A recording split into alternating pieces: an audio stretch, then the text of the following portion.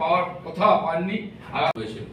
কিন্তু ছোট ছোট যে ইন্ডাস্ট্রি, স্মল ইন্ডাস্ট্রি, সেই মধ্য দিয়ে কিন্তু সেই ধরনের গ্রহণযোগ্যতা পাওয়া, তাদের উৎসাহিত করা, তাদেরকে সহযোগিতা করা, তাদের এগিয়ে নিয়ে যাওয়া, এই ধরনের কাজের পক্ষে অভাব ছিল।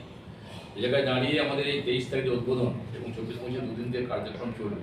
সমস্ত দুর্গাপুর নয়, আশপাশের বিভিন্ন এলাকার মানুষ যারা ছোটো উদ্যোগ আছেন তারা সেটাকে উৎসাহ দেওয়ার জন্য, বিভিন্ন সহযোগিতার জন্য বিভিন্ন ব্যাংক থেকে শুরু করে বিভিন্ন কোম্পানিরা আসছে। এটা তো গর্বের বিষয়।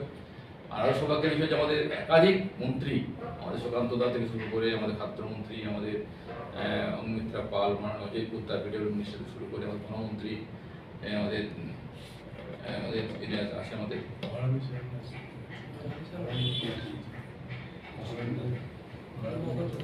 হ্যাঁ, তো দিবাকর ভরামি, অশোক দিন্দা, একাধিক এবং মিনিস্টার তারাও আসবেন। সঙ্গে উদ্যোগ যারা গ্রহণ করছে, বাজার পরিচালনা করছেন, তারা বিভিন্ন সমাজের বিভিন্ন বড় মানুষ আসবেন। আমরা উৎসাহিত।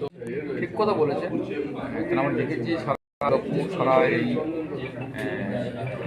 শিল্পাঞ্চল একাধিক রাস্তার উপরে হোক, কর্পোরেশনের অন্তর্গত হোক, এনআরজিপি হোক, বিভিন্ন হোর্ডিং আছে।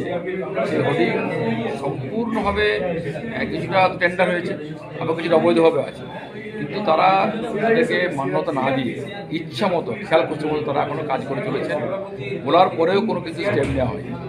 আরও উদ্বেগের বিষয়, কয়েকদিন আগে সিটি সেন্টারে বিগ বাজারের সামনে সেখানে যে হোর্ডিং টাকা দেখা যায়, রাতের অন্ধকারে তারা হোর্ডিং এসে লাগিয়ে দিয়ে চলে গেছেন।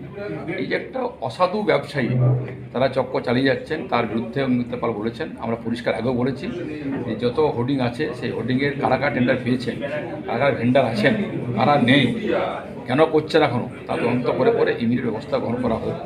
আমরা আলোচনা করেছি, কাজও শুরু হয়েছে, প্রক্রিয়া শুরু হয়েছে। আমি মধ্যে বলতে চাই, যারা এই ধরনের কাজ করছেন এটা বিরত থাকুন, আর যারা সত্যিকারের টাইম শেষ হয়ে গেছে তারা অ্যাপ্লাই করুন।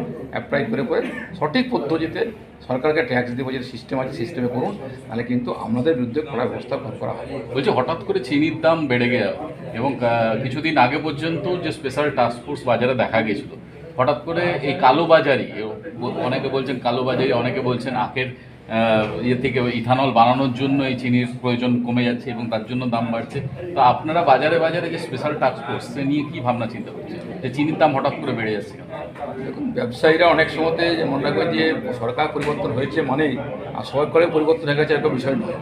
এখনও যারা ব্যবসায়ী, যারা অসৎ উপায়ে মালকে গোডাউনে রেখে পরে কৃত্রিমভাবে তারা মার্কেটিং করে থাকেন, দাম বাড়া থাকেন, এরকম ঘটনাও বিরল